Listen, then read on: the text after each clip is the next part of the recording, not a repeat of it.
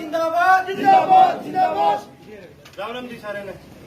सबसे पहले तो जी मैं कहीं भी अपने किसी काम में जाऊं, किसी भी चौपाल पर जाऊं, मेरे को दादाजी ने एक चीज कह रखी है कि बेटा तू कड़े भी जाओगा तेरे को मेरी उम्र के मिलेंगे, तेरे बुजुर्ग मिलेंगे, गांव के मौजूद आदमी मिलेंगे, उन्हें सारे ने मेरी तरफ से राम राम जरूर दीजिए। तो जी चौधरी ओम प्रकाश चौटाला जी की तरफ से सारे ने राम राम, मेरे युवा साथियों ने मेरी राम राम। आपके बीच आ जाने का जी हमारा जो मेन मकसद है, जो कुछ मकसद आपसे दूर नहीं, आने वाले 1, 2, 3 महीने में कभी भी बड़ौदा में उपचुनाव आ सके, और मैं तो आपसे ये अपील लेके आया हूँ, खासकर मेरे जितने भी साथी है कि भी आप और भी साथी जोड़े और इंडियन नेशनल लोकदल जो भी अपने कैंडिडेट लेके आवेगी, आप इनेलो पार्टी ने अड़े मजबूत करके बड़ौदा हल्के ने मजबूत करने का काम है। और उसका कारण है जी आपका और हमारा जो रिश्ता है वो पीढ़ियां का रिश्ता है। 32 साल आपने बड़े चोई साहब का और चोई साहब का साथ दिया, बीच में कई आए थे, हमने बागड़ी बागड़ी कह के आपसे दूर करके क्षेत्र की राजनीति करके, लेकिन चौधरी ओम प्रकाश चौटाला का हमेशा बड़ौदा हल्के से एक बहुत पुराना प्रेम रहा है। और इसका तो मैं आपने उदाहरण दूं तो उदाहरण की कोई कमी नहीं। फलाना गांव में देख लो शुगर मिल रहा लाग रखी, अपने कई गांव, एक कौन से गांव में लगाए थे, इंजीनियरिंग कॉलेज, गुहाना में अनाज मंडी सब्जी मंडी बढ़ाने का काम करा। उसके अलावा गांव ने लिंक रोड से जोड़ के गांव की फिरनी पक्की करके मंडिया तो सारे गांव ने जोड़ने का काम करा। इतना प्रेम उनको अपने हल्के से होया करता था। लेकिन ये 15 साल बीच में ऐसे आए कि ना तो चौटाला साहब आपके पास ज्यादा आ पाए और ना ही इनेलो पार्टी को आप उनका ज्यादा साथ दे पाए। लेकिन जी अपना रिश्ता आज भी उतना ही पुराना है। तो मैं तो आपसे ये अपील लेके आया हूं कि आप इस रिश्ते ने वापस बढ़ावा।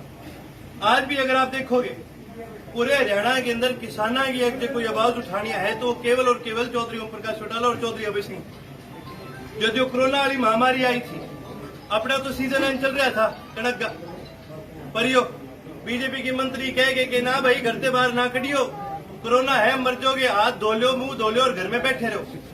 2 महीने कोई बीजेपी का नेता, कोई आदमी, कोई मंत्री कड़े बाहर निकला। जब कोरोना की महामारी थी, जब पीक सीजन था, किसान ने सबसे ज्यादा जुट थी, केवल और केवल एक आदमी पूरे हरियाणा की एक मंडी में फिर के आया है और वो आदमी है चौधरी अभय सिंह चौटाला। क्योंकि वो आज भी ये मानते हैं कि भी हमारा प्रदेश एक कृषि प्रधान प्रदेश है, अपना किसान मजबूत होएगा जब जाके अपना प्रदेश मजबूत होएगा। और ये सरकार बीजेपी की ऐसी है, ये ना केवल किसान को मारना चाहती है, किसान ने आर्थिक स्थिति से कमजोर और करना चाहती है। अब आपने सुना होगा 3 अध्यादेश आए थे, केंद्रीय सरकार ने काटे थे। जो के अध्यादेश है, सबसे पहले तो यो कहते भाई एमएसपी में बेचने की जरूरत नहीं है। दूसरे अध्यादेश में कहे कि भंडारा करो सामान का। अब आप और मेरे के पास तो अपने पास कोई कोल्ड स्टोर तो है नहीं, जो अदानी अंबानी भर के यो ही करेंगे भंडारा। तीसरा अध्यादेश इन्होंने ये काटा कि भाई कॉन्ट्रैक्ट फार्मिंग शुरू करो।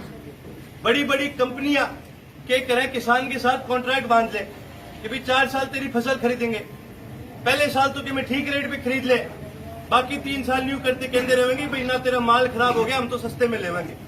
और वो बेचारा किसान कहीं और बेच भी नहीं सका, उसने कॉन्ट्रैक्ट बांध लिया। आपने एक उदाहरण दूं, अपने हरियाणा के अंदर सीलिंग कर रखी है, 18 किला की सीलिंग कर रखी है, बिरानी जमीन पर 30 किला की सीलिंग कर रखी है। आपा तो कितना ही मोटा जमींदार हो, 18 से ऊपर की नहीं कर सके। मध्य प्रदेश में अदानी कंपनी 10,000 किले में आलू की खेती करे। तो ये तो सरकार इसी है, ये तो किसान ने खेत से दूर करके प्राइवेट कंपनियां ने बांटनी चाहिए। इसलिए मैं तो आप सभी से ये अनुरोध करूं कि आने वाले समय में जब भी कभी चुनाव आवेगा, आप इंडियन नेशनल लोकदल ने मजबूत बनाओ, चौधरी ओम प्रकाश चौटाला ने मजबूत बनाओ।